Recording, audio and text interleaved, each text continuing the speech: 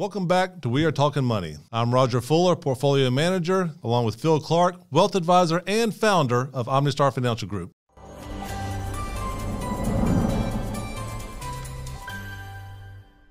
Phil, I want to thank you for taking some time this evening to go over this complicated yet controversial subject. Yeah, man. Thank you, Roger, for hosting. I'm looking forward to it.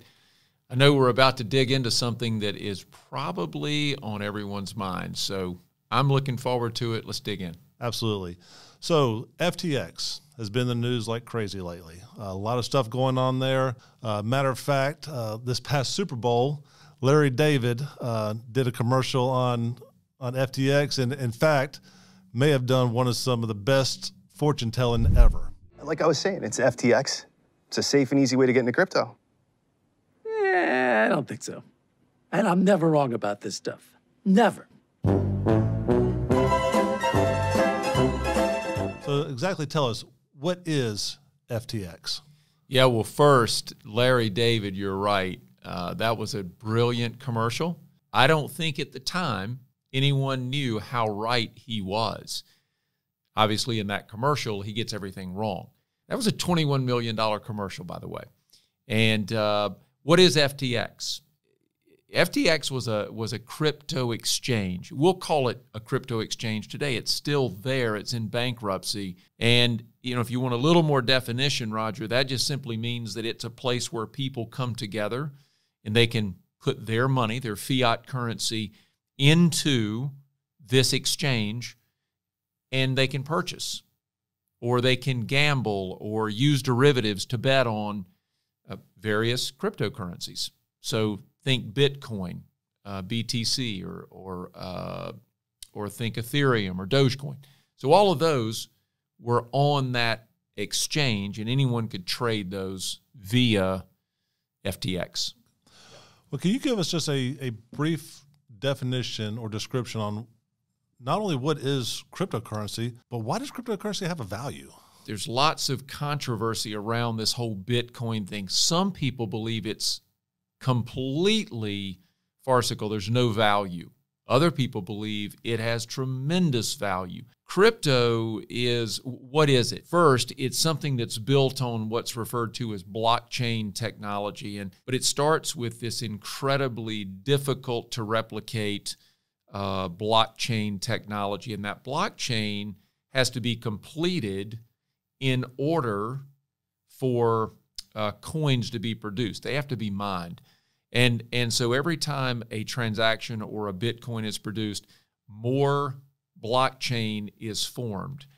And there's a finite amount, say, for example, Bitcoin, there's a finite number of coins that will be produced by the Bitcoin blockchain. When it reaches the end, that can have tremendous value. It's based on the simplest idea of supply and demand. That's it. It doesn't have value other than that, Roger. If it wasn't in high demand, it wouldn't have value. And but it takes fiat currency to buy it, or you have to be sharp enough with the technology, the computers, to mine it. Most experts will tell you it costs about $35,000 to mine a coin because of the power that's required, the intellectual component that goes into that, in the technology itself, the computers that you need to do it. So if I have crypto, other than exchanging it for cash, how else am I spending crypto? That's a really good question. You're probably not. There's a few people or a few businesses that take crypto as a normal currency, if you will. So Starbucks would be one of those, and Tesla at one point was dealing in crypto. So there's plenty of ways to use it. But I would tell people to think of it more as a method of moving money, not walking in the store and spending it. Certainly not like fiat currency, like you pull a dollar bill out of your pocket or get out your debit card. Crypto is not there. And so you're not going to see it used like that anytime soon. But they'd love for it to go in that direction. And I think maybe one day it could. But right now, think of crypto as a store of value, not a currency per se. It's more like gold versus currency. Okay. So Sam Bankman-Fried, 30-something years old, the starter and founder of FTX, built this empire Now it's gone. What decisions did he make? More importantly, maybe what did he not do? What caused the collapse of FTX? Yeah, Roger, that's on everybody's mind right now. We saw charges brought against him in the recent days, and even today there was testimony on Capitol Hill. Who knows where all of that goes? But what did Sam Bankman-Fried do or not do? Well, I think, number one, you're exactly right. He created this thing. He first created Alameda Research. That was the beginning. And then he came up with FTX. He did all of this in 2019 for the most part, at least with FTX. And this was his brainchild. And the goal was to create an exchange that was easier to use, that was competitive as it relates to commissions or charges for trading on his platform. You know, he sold a lot of people on this idea. He graduated MIT, so one would imagine he's a pretty smart guy. But I'm not really sure how smart he really is, because let's be honest, where he sits right now is potentially facing a life sentence in jail. What we also know is that all of this wealth that he thought he had evaporated overnight. Sam Bankman-Fried, I don't know that he started all of this with the intention of defrauding people, but I certainly think he went into it in a very naive way. He had this group around him, Roger, of 8 or 10 schoolmates or classmates, if you will, people that he worked with. These people had no experience in business. They had no experience in markets, none. They're barely in their mid to late 20s. So they certainly didn't have a lot of experience. And one in particular, who was his girlfriend, she became the top dog at Alameda. Well, she had absolutely no experience in that. And when you speak to her or listen to her in interviews, if she gives you confidence, then you might need to be examined. So what are some of the charges against Sam Bankman-Fried? What are some of the accusations that he did wrong at FTX? Again, that kind of caused the crumble, if you will. At the end of the day, this is classic Ponzi scheme. This isn't about did he knowingly or unknowingly make all these decisions. This is a person that sits at the top of the third largest crypto exchange in the world. This guy's supposed to know what he's doing. He's supposed to be in the vanguard of protecting the people that are investing with him. He moved monies into places they shouldn't have been moved. He gave bonuses of millions of dollars to people inside the organization that were friends, loans that were to people within, his core team. And he had other people in HR that would fire folks that didn't agree with him. I mean, there were so many things that should have signaled problems. Instead, we had people like Kramer on CNBC applauding this guy, calling him the next J.P. Morgan. You had Kevin O'Leary, Mr. Wonderful, who's supposed to be this extremely successful guy, and he is. But here he is saying that Sam Bankman-Fried, you got to put your money with him. He's great. And Tom Brady doing the same thing, and Shaquille O'Neal, and the list goes on. Knowingly or unknowingly, they're getting people just like you or me to say, wow, this looks like a great deal. Not to mention he put he put other people's money to work and sponsorships between namings of stadiums and sports sponsorships. He did a lot with other people's money, if you will, but he did everything he could to get that name out there, I guess, to solidify the name of FTX. People without experience, these are the kind of things that they would do, number one. And number two, someone who is just full of this newfound wealth, to him, he probably thinks the more that I'm doing all of this, I must look like a very successful person. And I think he did. But when you're spending millions to sponsor an arena, for example, and I believe they were in Miami, they had the Pro Bowl arena there, and then he had, he's part of the Mercedes racing team sponsorship, and the list goes on. But they were spending millions and millions and millions of dollars in sponsorships. You know, Sam Bankman lived in a $32 million estate in the Bahamas. Yet on the surface, people would see him as someone that's this very humble, easygoing, sort of nerd-like guy. And everybody saw him as this just, surely he couldn't be harmful. He must be this innocent, just benign kind of guy that is generous. In fact, a lot of people on YouTube, a lot of people in social media refer to him as the most generous guy they've ever met. When you're spending somebody else's money, it's always easy to be generous. And that's before we even get into the political donations, which topped tens of millions of dollars, both to Democratic and supposedly to the Republican Party as well. Yes, I don't think Bankman was doing or giving money on the Republican side. I think one of his insiders was doing that part. SBF was giving a lot to Democrats. Without a doubt, the political campaigns that he was supporting makes you wonder, what is it that he wanted in return? You know, what was a guy like this looking for? Why would you do all of that if you've got this great company and everything's being done by the book and you have nothing to hide? Why would you have to support all those people with this fledgling company? Just didn't seem like a great way to spend money. Certainly didn't seem like what a quality CEO would be doing. But again, other people's money, it turns out, might have made it a little bit easier. You know? So very successful company, misappropriating other people's funds or clients' funds, falsifying, if you will, returns and what's being done with the money. Sounds an awful lot like Bernie Madoff and the Ponzi scheme that really rocked the financial world and is still having effects on the financial world. I think Bernie Madoff probably always will be considered the arch fiend of the financial world. You know, this guy, he masterminded probably what will always be remembered as maybe certainly one of the greatest of all time Ponzi schemes. They're not too dissimilar. I think SBF, Sam Bankman-Fried, I think this is absolutely a Ponzi scheme.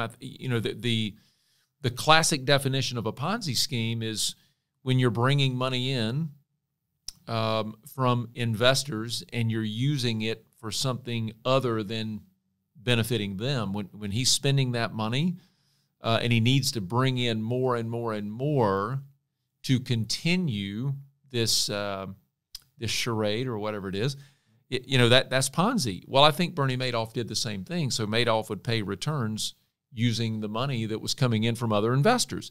I think this one is worse, Roger, than Madoff, not necessarily because of the dollar amount, because it sounds like Madoff might still be a larger scheme than SBF or FTX.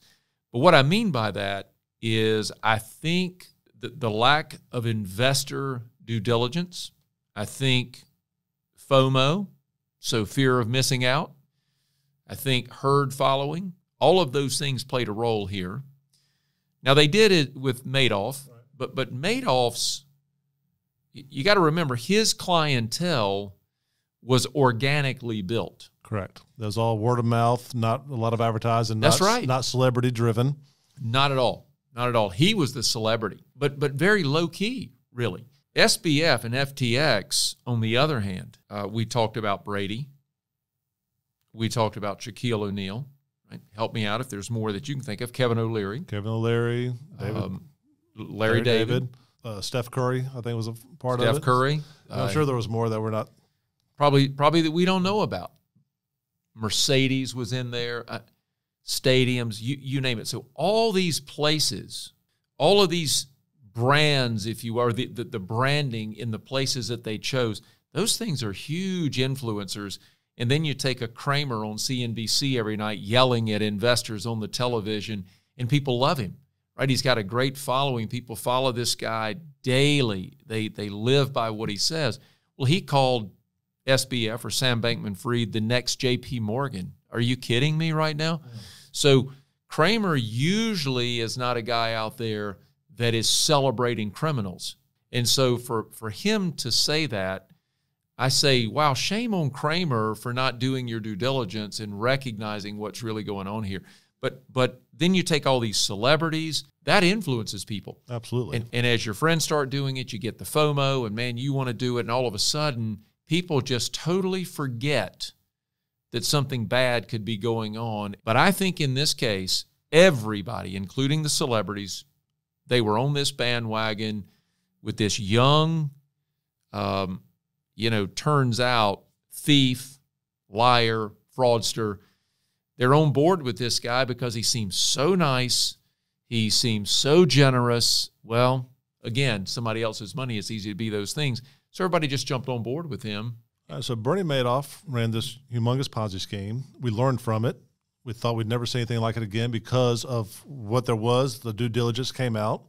Yet here we are again showing that history repeats itself. The only thing that we learn from history is we learn nothing from history. So it happened again.